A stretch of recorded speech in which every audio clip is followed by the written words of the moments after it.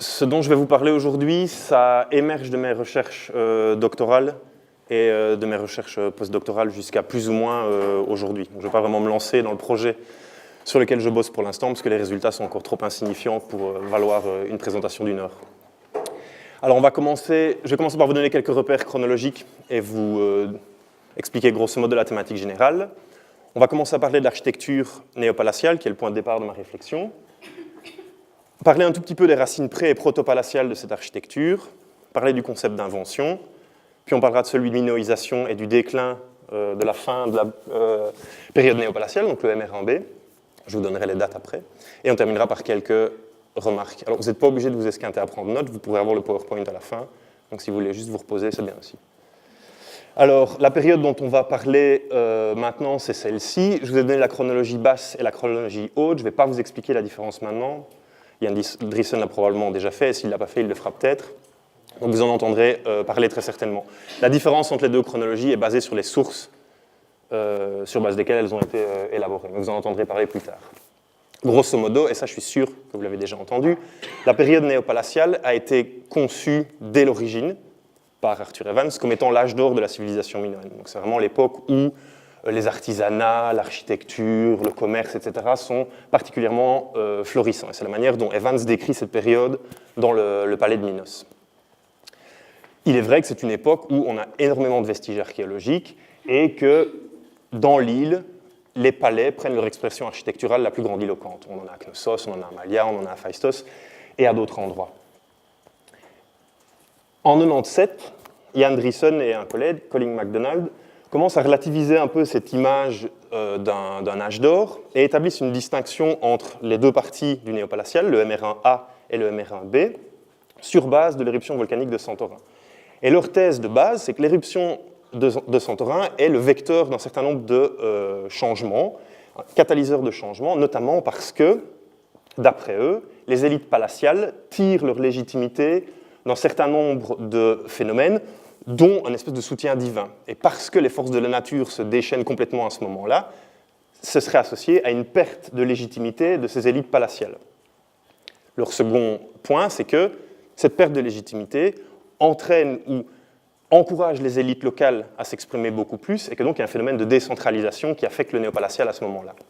Et que par conséquent, il y a des conflits internes qui sont matérialisés à la fin du MR1B par une vague de destruction par incendie qui est attestée archéologiquement sur un bon nombre de sites en Crète. Récemment, ce modèle-là est un tout petit peu critiqué, parce qu'il y a des archéologues qui ont commencé à trouver au MR1B des traces archéologiques qui ne corroborent pas une période de crise énorme.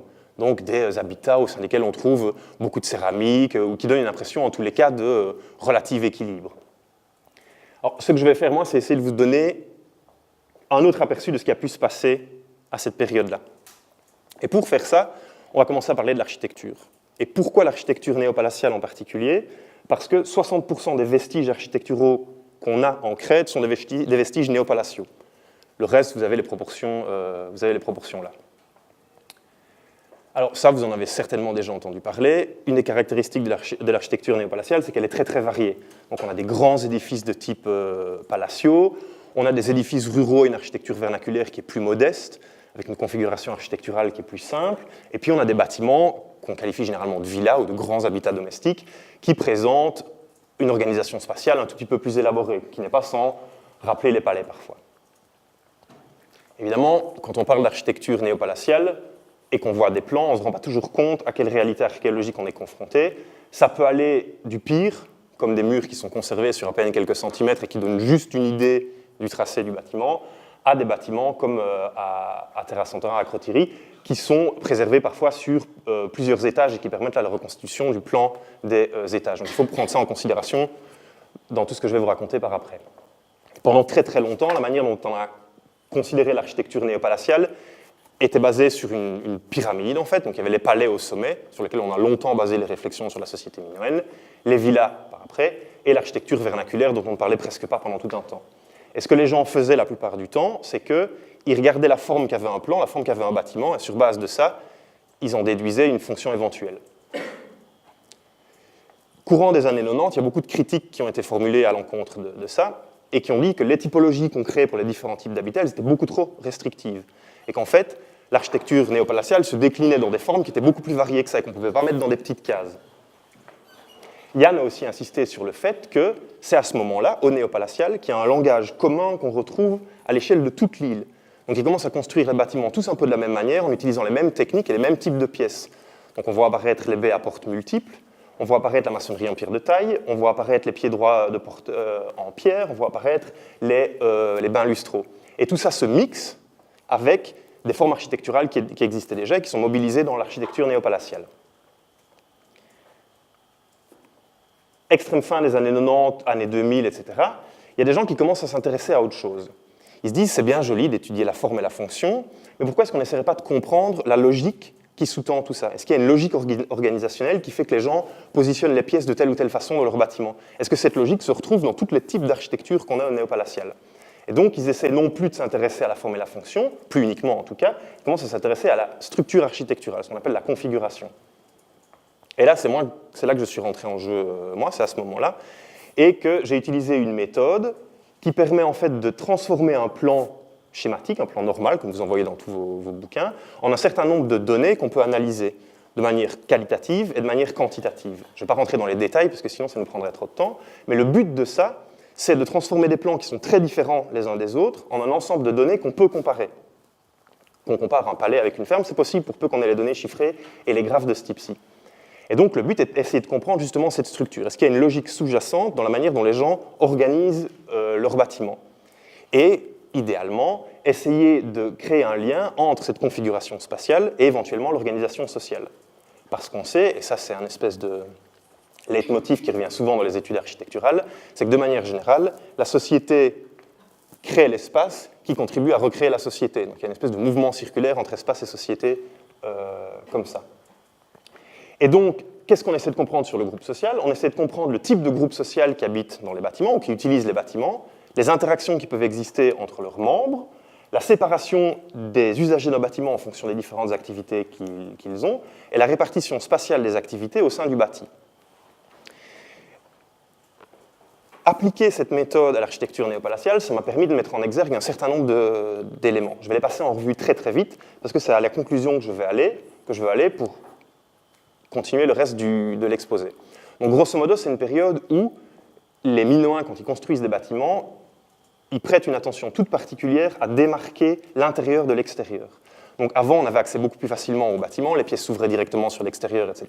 Maintenant, ils mettent systématiquement des vestibules, des porches ou des corridors pour créer, si vous voulez, une zone tampon entre l'intérieur et l'extérieur. Et ça existe dans tout type d'architecture, et ça a des expressions matérielles variées, des bâtiments les plus simples aux bâtiments les plus complexes comme les palais. On passe aussi d'un mode d'organisation de l'espace qu'on peut considérer comme agglutinatif, donc les pièces sont agglutinées les unes aux autres, souvent articulées sur un espace central, comme celui-ci, à une organisation spatiale qui est plus articulée. Donc on sépare les différentes zones d'activité au sein du bâti par des espaces de transition comme des corridors, des porches, des vestibules, etc. Malgré tout, les bâtiments sont généralement caractérisés par l'existence de ce que j'ai appelé un pôle de convergence. C'est en fait un espace au sein duquel toutes les circulations du bâtiment semblent converger, ou au moins au sein duquel elles passent. Et c'est une pièce que j'ai considérée généralement comme étant d'accès égalitaire, et qui se prête relativement bien à des activités ou à des interactions sociales qui nécessitent une certaine forme de proximité spatiale, comme par exemple le fait de bouffer ensemble, ou de faire la fête ensemble, ou de discuter, ou peu importe. Dans l'architecture néopalatiale, le modèle est souvent le même. Il y a cette pièce qui est fortement connectée au reste du bâti, et au-delà de cette pièce, les zones se développent de façon plus arborescente. Donc ça veut dire que pour quelqu'un qui veut aller dans cette pièce-là, il y a moyen d'établir une certaine forme de contrôle avec les pièces qui le précèdent. Si on veut aller à cette pièce-là, on est obligé de passer par là et obligé de passer par là. Les zones de stockage, on peut faire des remarques aussi, je vais passer un peu plus vite pour pas qu'on s'attarde trop sur ces détails-là, mais j'ai pu montrer l'existence de différents types de zones de stockage en fonction de la façon dont elles s'intègrent au sein du bâti. Même chose, ce qu'on considère comme des lieux d'aisance, les quelques latrines qu'on a, on en a très peu, ou les bains lustraux sont systématiquement très peu connectés au reste du bâtiment, et on y aboutit par un itinéraire qui peut être fortement contrôlé, parce qu'il y a beaucoup d'espaces intermédiaires entre l'extérieur du bâtiment et le fait d'arriver à ces pièces particulières. Dans les palais, donc vous voyez déjà, ça c'est le plan d'une maison, c'est le graphe d'une maison. vous voyez à quel niveau d'élaboration on peut arriver quand on est dans le plan d'un palais. Les palais sont les types d'architecture au sein duquel les différentes règles dont je viens vous parler sont les plus strictes et matérialisées de la façon la plus forte. Donc tous les palais ont ces règles et ont le même type d'organisation. Alors qu'est-ce que ça veut dire? Parce que c'est surtout ça qui nous intéresse et c'est sur ça qu'on va rebondir pour la suite. À ce moment-là, on voit que de manière générale au néopalatial, il y a ce qu'on appelle une différenciation catégorique. Ça veut dire qu'à activité particulière, espace particulier. Il y a beaucoup moins d'espaces multifonctionnels qu'avant. Alors qu'avant, dans l'architecture pré- et protopalatiale, c'était beaucoup plus la norme. Il y a aussi une segmentation spatiale. Ça veut dire qu'au sein d'un bâtiment, s'il y a des zones à fonction spécifique, elles sont séparées l'une de l'autre, souvent par des espaces de transition, comme je vous l'ai dit dans le modèle articulé. Des corridors, des porches, des vestibules, etc. Et ça, c'était mon interprétation en tous les cas, ça manifeste un véritable souci de contrôle, donc une volonté, comme je l'écris ici, de différencier, d'articuler, de normaliser les allées et les venues de différentes catégories de personnes et les zones fonctionnelles. Et ça, il y a beaucoup d'études ethnographiques qui le montrent, c'est généralement un mouvement qu'on a en architecture quand on assiste à une complexification sociopolitique. Donc quand il y a au sein du tissu social des catégories plus strictes qui sont créées au sein de la population, que ce soit en fonction de l'âge, du sexe, des fonctions des gens, etc. Et évidemment, ce que je viens de vous dire là, l'existence de ce que j'ai appelé un génotype, donc d'une série de règles très très strictes, ça n'exclut pas l'existence de variations. Parce qu'il y a un certain nombre de facteurs qui impactent sur ce qu'on peut être capable de faire quand on construit un bâtiment. Je les ai listés là, climat, topographie, matériaux disponibles, niveau technologique, etc., normes culturelles, donc une série de facteurs. Et évidemment, cette idée d'un ensemble de règles, il faut le penser dans un continuum, c'est-à-dire que, comme je l'ai dit, les palais, c'est une cristallisation très forte de ces règles, ils les adoptent quasi toutes, et dans l'architecture domestique, ces règles sont généralement un tout petit peu plus fluides. Mais la question qu'on doit surtout se penser, à laquelle on doit surtout penser, c'est est-ce que cette invention, est-ce que cette nouvelle architecture, est-ce qu'elle est proprement néopalatiale? Est-ce que l'invention est néopalatiale? Et pourquoi on retrouve des pièces, pourquoi retrouve-t-on des pièces comme la salle à colonne centrale, qui est typiquement pré- et protopalatiale, au sein de l'architecture néopalatiale? Quel mouvement est-ce qu'il y a là? Et c'est un mouvement entre ce qu'on appelle l'invention, l'innovation et la tradition. En architecture, généralement, la tradition, quand on a une architecture traditionnelle, on se contente de reproduire des formes architecturales qui existent déjà. Et les gens, c'est une espèce de savoir social, les gens construisent des maisons comme on a toujours construit des maisons. Et puis des inventions peuvent intervenir, je vous l'expliquerai plus tard, le concept d'invention, et être diffusées dans un plus grand nombre de populations. Et ça, c'est un mouvement qui ne cesse jamais de continuer. C'est-à-dire qu'au sein d'une tradition architecturale, on peut tout simplement à un moment donné introduire une invention, comme par exemple l'utilisation de poutraisons en bois dans la maçonnerie, et ça va changer la manière de faire l'architecture. Ça va être un phénomène localisé au début, mais qui peut être progressivement adapté par une plus grande frange de la population et être intégré dans un langage à ce moment-là qui devient beaucoup plus traditionnel et vernaculaire. Pour comprendre d'où viennent ces nouveautés, il faut inévitablement s'intéresser aux exemples architecturaux qu'on a des périodes qui précèdent le néopalatial, à savoir le pré et le proto dans ce cas-ci. Ce que je vous ai évoqué tout à l'heure, la tendance agglutinative, vous le voyez très bien sur ce plan, qui est un plan que Whitelaw a fait dans les années 90 de Myrtos Pyrgos, où il retrace à travers le temps l'évolution de Myrtos Pyrgos. Et on voit en fait que c'est vraiment des petites cellules qui viennent s'adjoindre les unes aux autres, vraiment dans un processus agglutinatif.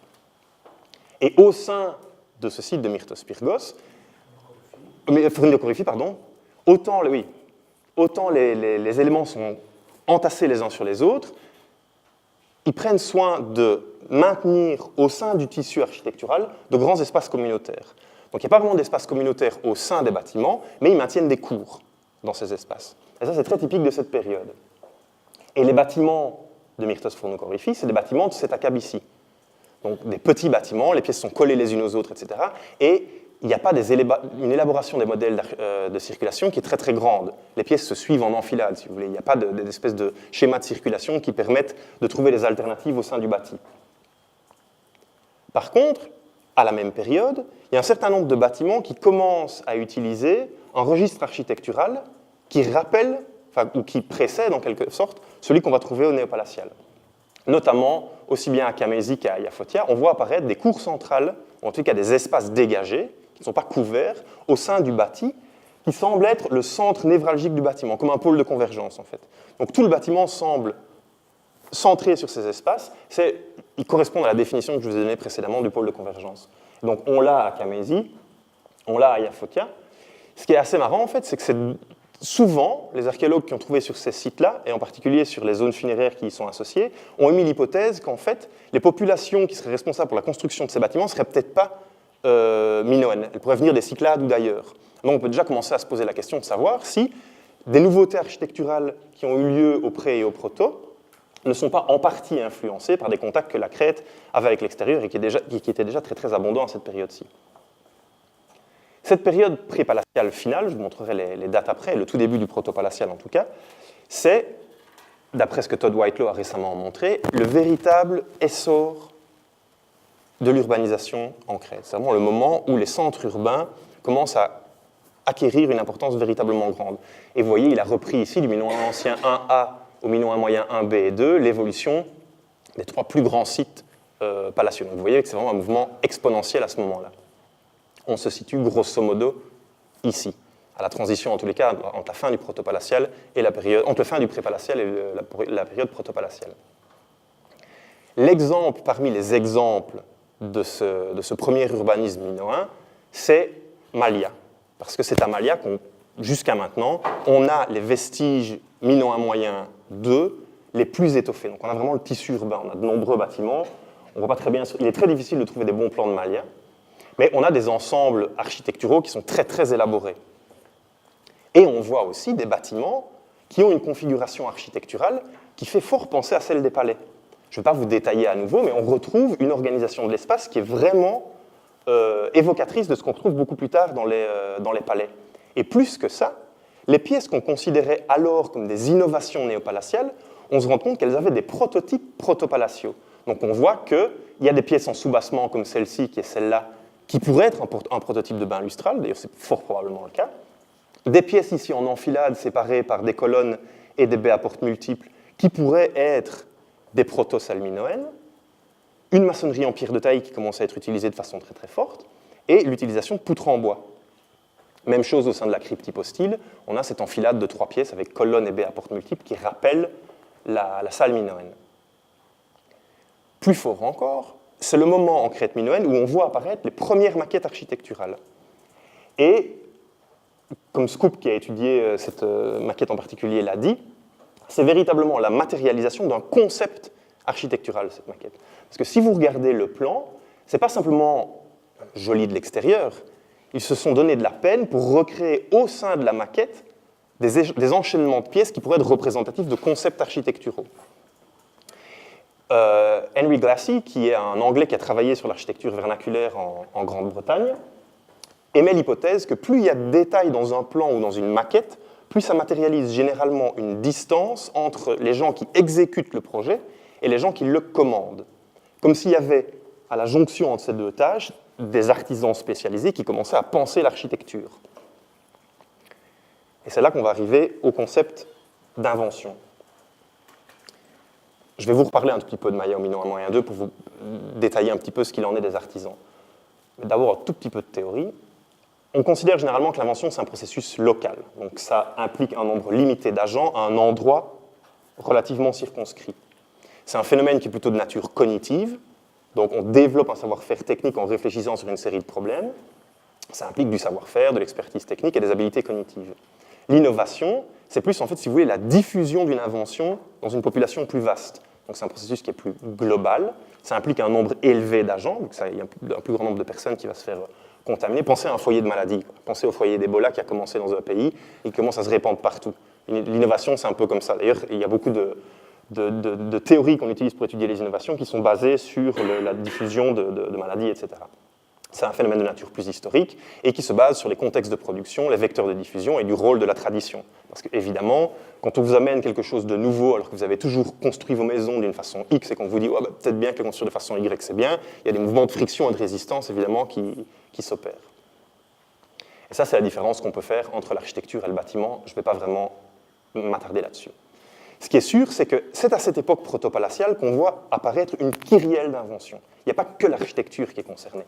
On voit apparaître la route potier rapide, on voit apparaître le forêt à archet pour faire de la glyptique, tailler des pierres et graver des pierres de façon plus facile, le métier à tisser vertical. Alors tout ça est très intéressant. Le seul problème, c'est qu'on n'en a que des témoignages indirects. On n'a pas retrouvé de métier à tisser, on n'a pas retrouvé de forêt à archet, évidemment. On retrouve des changements dans les traces qu'il y a sur la glyptique. On retrouve peut-être des socles en pierre sur lesquels venaient se loger les métiers à tisser verticaux et des types de poids qui changent, mais aucun de ces objets n'a été trouvé, évidemment. C'est aussi le moment où des décors de sol de type particulier arrivent, comme ici à Malia.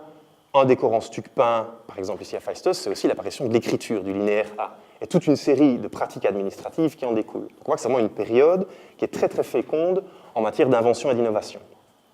Alors, je sais c'est une slide un peu chargée, je vais essayer de vous résumer tout ça. Pourquoi est-ce que ça se passerait à ce moment-là, et pourquoi dans un contexte comme celui de Malia? Le point le plus important, c'est que, et c'est un point qu'a surtout fait Ilse Scoop, c'est qu'il faut qu'on arrête de penser, certainement à ce moment-là, la société minoenne comme étant une société qui est dirigée et qui est poussée par les palais. D'après elle, la façon qu'on a eu de comprendre la société minoenne pendant trop longtemps est influencée par la manière dont la société minoenne fonctionnait à la fin de l'âge du bronze. En tous les cas, au Minoen récent 2, au Minoen récent 3, qui est une période où une centralisation cnossienne est relativement bien attestée dans les sources matérielles, même si elle n'est pas absolue. Ça, Charlotte pourrait vous en dire plus.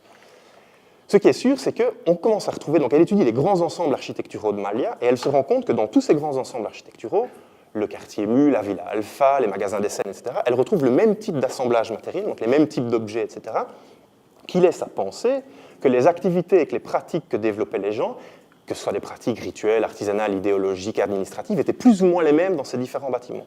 Comme si ces différents bâtiments jouaient un rôle relativement similaire. Et que par conséquent, il ne fallait plus penser la société nécessairement d'une façon pyramidale avec les palais au sommet, mais plutôt imaginer qu'il existe des groupes sociaux, qu'elle a appelés tantôt des élites, tantôt des factions, qui coexistaient au sein de la ville, et qu'en fait, c'est les rapports entre ces groupes, des rapports d'émulation, des rapports de compétition, etc., parce qu'ils se battent tous pour les mêmes ressources matérielles, qui créent le tissu social de cette époque. Je ne vais pas vous en dire trop sur la société à maison, Yann vous en parlera probablement, mais ce concept de la société à maison s'emboîte assez bien avec cette idée de groupes sociaux qui sont en émulation, en compétition permanente. Ce qu'on voit très certainement à ce moment-là, c'est que ces fameux groupes sociaux qui tentent en fait de prendre le pas les uns sur les autres, ils vont commencer à mobiliser des choses qui existaient déjà pour asseoir leur légitimité. Comme je vous l'ai dit avant, au pré-palatial, au début du proto-palatial, les lieux communautaires, Yann vous a certainement déjà parlé des cours centrales, etc., avaient une très grande importance pour les Minoens. Donc ils tendaient à gérer leurs rapports sociaux dans des lieux communautaires où ils se regroupaient. On voit à ce moment-là, et le quartier Mu en a un exemple très très fort, que l'architecture commence à phagocyter les espaces de rassemblement, si vous voulez. Les espaces de rassemblement qui étaient avant à l'extérieur tendent à se trouver de plus en plus à l'intérieur des bâtiments. Et l'accès à ces espaces est contrôlé. Ça veut dire que en matérialisant de nouvelles arènes socioculturelles comme ça, il y a des processus de sélection qui peuvent être opérants. Donc on peut se dire, toi tu peux venir à ma fête, toi tu ne viens pas à ma fête, pour telle ou telle raison. Et là on crée une certaine forme de dynamique d'exclusion et d'inclusion qui existait peut-être avant, mais en tous les cas qui n'était pas matérialisée dans l'architecture. Ce qu'on peut imaginer aussi, imaginer une ville dans laquelle il y a des groupes sociaux qui sont en compétition comme ça, on peut imaginer que ces groupes sociaux étaient associés à des artisans. Dans le cas de Malia, on a d'ailleurs des maisons qui étaient probablement des établissements domestiques, mais qui comportaient aussi des pièces qui étaient dédiées à l'artisanat, à différents types d'artisanat, et qui sont architecturalement et spatialement associés au quartier Mu, ils sont juste à côté en quelque sorte. Et donc on peut imaginer que je ne sais pas comment l'appeler, ces maisons, Yann dirait, ces maisons en compétition avaient peut-être des artisans qui y étaient associés. On peut logiquement imaginer que, pour chercher les faveurs de ces fameuses maisons, les artisans rivalisaient d'audace, tentaient d'inventer des nouvelles techniques et repoussaient les limites du savoir-faire technique de cette époque, et que ça puisse avoir créé un contexte socioculturel particulièrement adapté à l'émergence de nouveautés techniques.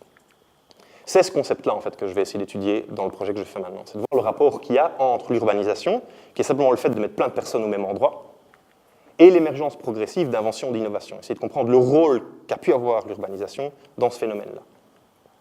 Mais maintenant, on va aller un peu plus loin. De manière générale, ce dont je viens de vous parler en ce qui concerne la société protopalatiale correspond plus ou moins à ce qu'on peut appeler une structure hétérarchique. Alors, j'y reviendrai après. La distinction entre structure hétérarchique et structure hiérarchique n'est pas absolue. Généralement, la plupart des groupes sociaux sont sur un continuum entre les deux. Il n'existe pas des groupes sociaux purement hiérarchiques ou des groupes sociaux purement est hiérarchique. C'est généralement plus fluide que ça. Mais de manière générale, on peut qualifier une structure hiérarchique de cette façon. Donc, ce sont des individus qui interagissent de manière indépendante, qui ont des buts différents, qui ont généralement un accès égalitaire à l'information et au savoir-faire et qui sont en compétition pour différentes ressources. Je vais revenir sur ces termes-là après. À l'inverse, la société hiérarchique, vous avez une autorité de contrôle centrale, des processus décisionnels qui ne sont pas démocratiques, une stratégie qui vise des buts bien spécifiques et une maximisation-optimisation des ressources disponibles. Parce que tout simplement, les gens ne sont plus en compétition pour les ressources, c'est le même pool qui a toutes les ressources, et donc ils arrivent à les mobiliser beaucoup plus facilement parce qu'ils n'ont pas besoin de se battre pour les avoir. Comment est-ce qu'on peut relier ça à l'idée de minorisation et à l'idée du déclin? Ce que je viens de vous dire en matière de standardisation architecturale, ça arrive dans toute la culture matérielle minoenne à l'époque néopalatiale. Et je vous ai noté là le nom des gens qui travaillent sur ça et qui s'y connaissent beaucoup plus que moi. Blackholmer a montré que le répertoire iconographique est presque identique dans différents types de médiums. On parle de la glyptique, qu'on parle des fresques, qu'on parle de toute une série d'autres choses. Karl Limpet a montré qu'à ce moment-là, en particulier quand on le distingue du protopalatial, ce qui concerne la production, la distribution et la consommation de la poterie, ce sont des termes que vous allez revoir en céramologie l'année prochaine avec Charlotte Langor, sont très très standardisés, en tout cas beaucoup plus que ce qu'ils n'étaient au protopalatial. Maud de Volder a fait sa thèse sur l'institutionnalisation et la standardisation des pratiques rituelles au néopalatial. Adams a écrit plusieurs articles sur le fait que la manière dont on comprend et dont on mobilise le passé à l'époque néopalatiale est aussi très très standardisée. Donc on voit que de manière générale, cette standardisation est opérante sur tous les éléments de la culture matérielle à l'échelle de la Crète dans son ensemble. Tant et si bien que des sites qui se situent, pour ce coup-ci c'est vraiment Myrtos Pyrgos, des sites qui se situent à l'autre bout de l'île ont une gueule qui rappelle totalement celle de Knossos. Donc on voit maçonnerie en pierre de taille, utilisation de gypse, pavage en pierre dallée. On pourrait croire qu'on est à Knossos, si on ne regardait pas autour et qu'on voyait juste l'architecture. En ce qui concerne l'interprétation de cette standardisation, de cette institutionnalisation, elle a été interprétée de façon différente. Toutes les interprétations s'accordent à dire que ça manifeste de manière générale un besoin grandissant de contrôle. Et que ce contrôle peut être dû à différents facteurs, qui peut être dû à une complexité sociopolitique qui est croissante, c'est lié à ce que je vous ai dit tout à l'heure sur la standardisation de l'architecture et la division des différentes catégories au sein du bâti. L'argument de Maud, c'était que c'était le développement d'une nouvelle idéologie religieuse qui était exprimée notamment par l'instrumentalisation de pratiques rituelles. Adam a développé ce qu'elle appelle le Brave New World Effect, donc l'idée d'une tentative de rompre avec son passé au néopalatial, et Limpet parle, lui, de l'émergence d'une culture politique qui est promulguée par Knossos, qui se manifeste dans des stratégies d'objectification. Bon, je ne vais pas rentrer dans les détails parce que c'est un peu compliqué, mais toujours est-il que tout ça, ce n'est pas mutuellement exclusif. Ce sont des dynamiques qui ont pu se passer en même temps, en fait, et qui ont pu en fait, s'auto-renforcer les unes les autres. Et que cette volonté de domination croissante n'est pas nécessairement une matérialisation politique stricte. Comme je l'ai écrit ici en bas, ça peut tout simplement dire que Knossos développe un langage symbolique, une idéologie centralisée, qu'il peut utiliser pour une domination qui n'est pas de nature politique ou militaire, qui est une domination de nature symbolique et idéologique. Et en fait, la minoïsation, c'est ça. La minoïsation, c'est la percolation progressive d'une idéologie centralisée sur un territoire de plus en plus vaste. Et ça se manifeste de plein de façons différentes. Ça se manifeste notamment par l'institutionnalisation ou l'instrumentalisation de cultes populaires anciens.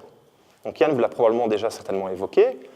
Au pré-palatial et au début du proto-palatial, les Minoens, ils vont dans des grottes et ils vont sur les sommets des montagnes. Et généralement, ils y déposent des offrandes, des petites figurines, etc., qui sont plus ou moins les mêmes dans les deux cas de figure. Soudainement, plus ou moins, de façon concomitante avec le début de l'époque néopalatiale et la fin de l'époque protopalatiale, on n'utilise plus ces endroits, ou en tous les cas, la majorité de ces endroits ne sont plus utilisés. Il y a évidemment des exceptions. Par contre, et ça c'est aussi un argument qu'Yann a fait, on pourrait imaginer que ce culte chtonien qui est lié aux cavernes et ce culte ouranien qui est lié aux montagnes, si on veut les caractériser de façon un peu générale, on peut être en fait incorporé dans l'architecture néopalatiale. Le bain lustral pourrait être une certaine forme de grotte à domicile, si vous voulez. On a montré aussi que dans la cour centrale du palais, la cour centrale du palais déjà pourrait être un espèce de microcosme qui évoque le macrocosme minoen, donc la vallée ceinte de montagnes qui est le paysage typique de la Crète. Mais on a aussi montré avec un collègue que la hauteur des façades autour du palais pourrait créer un phénomène optique qui fait paraître les sommets montagneux plus proches, comme si les sommets montagneux couronnaient les ailes du palais. Un autre exemple d'instrumentalisation, au sein de l'architecture néopalatiale, ils vont aussi mobiliser des objets qui ont une portée symbolique très grande et qui ont un impact cognitivo-comportemental très grand. Ça veut dire que les Minoens, pendant très très longtemps, ils ont eu des foyers et ils ont eu des kernos. Les kernos, c'est des tables à cupules, donc c'est des pierres avec des petites dépressions circulaires dessus. Elles ne sont pas toutes aussi jolies que celles-là. La plupart du temps, c'est relativement rudimentaire. Mais systématiquement, les foyers tendent à être associés dans des espaces qu'on relie à des activités de congrégation, donc les gens se rassemblent autour des foyers, et les kernos sont souvent associés à des activités de transition, de passage, de changement, etc. Et ce, par exemple, entre les morts et les vivants. Il y en a parfois qui sont associés aux tombes, mais aussi tout simplement à l'entrée de bâtiments ou à l'entrée de villes, etc. Et donc, on peut émettre l'hypothèse que, parce que les Minoens ont pendant des générations et des générations côtoyé ces objets dans des postures physiques particulières et qu'ils les ont associés à une symbolique particulière, au sein de l'architecture néopalatiale, ils réutilisent ces objets comme des signaux forts qui viennent renforcer l'articulation architecturale qui est déjà très très claire, qui disent aux gens, si t'es ça, tu peux aller là, si t'es pas ça, tu peux pas aller là. Et ils renforcent ça par une série d'objets, donc ils mobilisent des objets. Ça, c'est une autre thèse qu'on avait eue avec Yann à l'époque aussi, qu'il y avait à ce moment-là une évolution dans des comportements qui passent de ce qui serait plutôt qualifié de fêtes, donc des rassemblements parfois à vocation rituelle, mais qui ne sont pas cadenassés par des règles très strictes, à des éléments qui commencent à devenir beaucoup plus cadenassés par des règles strictes. Donc on évoluerait de fêtes à des rituels, si vous voulez. On peut même se poser la question, si on n'est pas là, il n'y a pas une standardisation urbaine. Donc Thibaut Gomré, qui est là, a fait une thèse sur les espaces publics urbains, les rues, les places, etc. Et il a montré que, pas seulement au néopalatial, parce que ça arrive aussi au protopalatial, on voit à ce moment-là qu'il y a beaucoup d'espaces publics qui se retrouvent grignotés par de l'espace privé, par du bâti. Parallèlement à ça, on peut se poser la question de la division fonctionnelle de secteurs d'activité au sein des villes. On avait très peu d'indications sur ça jusqu'il y a peu, mais maintenant, cet été, en fait, les fouilles à Gournia ont montré que la ville au néopalatial se rétracte, ils perdent de l'espace public et les activités d'artisanat sont rejetées en marge de la ville. Donc des ateliers de potiers dans ce cas-ci et des ateliers métallurgiques dans ce cas-ci. On est en droit de se demander si tout doucement, au néopalatial, n'est pas en train de se créer une société qui bascule beaucoup plus vers ça. Et ça, ce que je vous dis, ce n'est pas nouveau. C'est ce que la majorité des gens qui travaillent en archéologie minoenne s'accordent plus ou moins à admettre. Que si balance il y a entre ces deux choses, au néopalatial, on commence tout doucement à évoluer vers ça. Qu'est-ce que ça veut dire, ça ? Évidemment, s'il y a véritablement une volonté gnossienne de faire passer une idéologie, ou même s'il n'y a pas cette volonté gnossienne, s'il y a une idéologie qui commence à se répandre dans une population de plus en plus vaste, ça doit s'expliquer par quelque chose. Ma théorie, c'est que ça s'explique par le fait que les groupes humains commencent à être structurés de façon de plus en plus rigide. Les réseaux qui les unissent sont de beaucoup plus en plus rigides. Je vais y revenir dans la conclusion. Mais, pour vous expliquer comment ce phénomène a pu, à mon sens, être un des facteurs qui a influencé le déclin de la société minoenne, je vais à nouveau faire un tout petit peu de théorie et vous parler d'évolution. Il y a une règle qui a été définie par Van Allen en 1973 qui s'appelle la théorie de la reine rouge. Bon, vous avez tous probablement lu Alice au Pays des Merveilles, sinon vous pouvez lire ici la petite citation. L'explication de la théorie de la reine rouge est très simple. Ça dit que, je vais vous la lire, je ne la connais pas par cœur, tous les organismes ou les systèmes évolutifs se doivent d'évoluer et de se développer constamment, non seulement pour parvenir à se reproduire, à persister, mais également pour maintenir leur valeur adaptative au sein d'un environnement en constant changement, partagé avec de nombreux autres organismes ou systèmes opposants, eux aussi en constante évolution. L'exemple le plus cité par Van Allen, c'est celui de la proie et du prédateur. Donc, le lièvre va développer un certain nombre, on parle là de l'évolution, donc c'est sur des durées de temps très très longues. Le lièvre va développer des propensions ou des aptitudes pour échapper au lynx plus vite. Le lynx, si vous continuez à bouffer, il va devoir développer des trucs pour rattraper le lièvre, etc., etc., etc. Tout ça se relie à un autre concept que vous allez probablement entendre dans certains des cours qu'on va vous donner, qui est celui de résilience, qu'on entend beaucoup ces temps-ci, qui est un peu un buzzword en sciences humaines et sociales. Et la résilience, c'est quoi ? C'est tout simplement ça. l'aptitude à évoluer et la capacité à s'adapter et à changer aux réponses aux incertitudes de son contexte de développement. Donc ça fait vraiment écho au concept de la reine rouge. Et c'est là que je vais expliquer la dernière partie du tableau. Donc cette distinction entre la structure hétérarchique et la structure hiérarchique. Et surtout la différence entre adaptabilité optimale et efficacité optimale, et comportement stochastique et comportement cartésien. Je vais le faire avec un exemple très simple, vous allez comprendre immédiatement. Imaginez-vous un groupe de chasseurs-cueilleurs. Dans ce groupe de chasseurs-cueilleurs, la grosse majorité du groupe, après X années, connaissent les bons coins AB. Donc, la grosse majorité du groupe ont des comportements cartésiens, ils recherchent l'efficacité optimale, ils vont dans le bon coin AB pour chercher des baies, parce qu'ils savent qu'il y a un payoff, qu'il y a un paiement à court terme très clair, ils vont revenir avec des baies. À côté de ça, deux membres du groupe, ils en ont ras les noix de se balader avec le gros de la troupe, et ils aiment bien se balader dans la campagne, et visiter un tout petit peu, tout en regardant vaguement s'il y a des baies à gauche, à droite. Alors, à court terme, le résultat de ça, c'est très clair. Il y a un groupe qui va revenir avec des baies, et il y a l'autre groupe qui va revenir avec rien du tout. Par contre, ça marche dans un environnement qui ne change pas. Imaginez-vous un changement d'environnement. Imaginez-vous un feu qui détruit le coin à baies, des insectes, des parasites qui les mangent toutes, ou un autre groupe social nomade qui découvre le bon coin à baies et qui commence à toutes les piquer. À ce moment-là, le premier groupe va revenir les mains vides, et le deuxième groupe, à force de courir la campagne, ils vont quand même bien tomber sur un autre coin à baies. Là, vous avez la différence entre le comportement cartésien et le comportement stochastique. Un qui favorise l'efficacité optimale et le court terme, et l'autre qui favorise l'adaptabilité optimale et donc le long terme. En fait, tout système, et là on parle d'une définition de système très très vaste, on parle d'une société, on parle d'un organisme, on parle de plein de choses. Tout système, en fait, a besoin d'un équilibre entre ces deux pôles, entre l'adaptabilité et l'optimalité. Or, la minoisation, c'est quoi? La minoisation, elle est tributaire d'une standardisation des pratiques, je vous l'ai montré depuis le début, et d'une hiérarchisation très forte des réseaux pour que l'information puisse se diffuser facilement. Alors, ça peut être des réseaux interpersonnels, mais c'est peut-être des réseaux de sites, et c'est très certainement des réseaux de commerce. Ça, je vous donnerai un petit exemple après. Tout ça permet aux denrées, aux idées et aux personnes de se diffuser plus rapidement, mais tout ça se fait au prix d'une perte de flexibilité et d'adaptabilité. Et donc l'idée, c'est une idée qu'on avait déjà développée avec Yann à plusieurs reprises, ce qui a causé le succès de l'époque néopalatiale est probablement un des facteurs qui a engendré son déclin aussi. Un autre exemple biologique pour vous faire comprendre très facilement ça, c'est un exemple qu'on reprend souvent, qui est celui de la queue du paon. Si on considère qu'il y a une standardisation et hiérarchisation, il y a en fait un processus d'auto-renforcement, ce qu'on appelle le positive feedback. Ça veut dire qu'on investit dans quelque chose, ça marche, on a des retombées, on continue à investir. Et donc c'est un espèce de cercle vertueux comme ça. Et ce cercle vertueux, il a une fin. Et c'est ça, le système devient hyper spécialisé et de plus en plus rigide. Et donc on arrive dans ce qu'on appelle un cul-de-sac évolutif. Pourquoi le paon? Le paon, avec sa queue, il a un maximum de femelles. Et d'un point de vue évolutif, ça c'est le top. On veut passer ses gènes, c'est ça l'évolution. Par contre, tout ça, c'est dans un milieu qui ne change pas. Il n'a plus de prédateurs, lui, un peu de choses près. Sa bouffe, on lui la donne. Imaginez maintenant qu'il vive dans un monde où il doit trouver de la nourriture et échapper à ses prédateurs. Ça, c'est un signe manger, moi, qu'il a sur la tête. Tout le monde le voit. Ça, pour aller en dessous d'un buisson manger des graines, tu peux toujours y aller. Donc vous comprenez la différence qu'il y a entre l'optimum et l'adaptabilité. Et en fait, le MR1, AB, le néopalatial, à mon sens, c'est un peu de ça.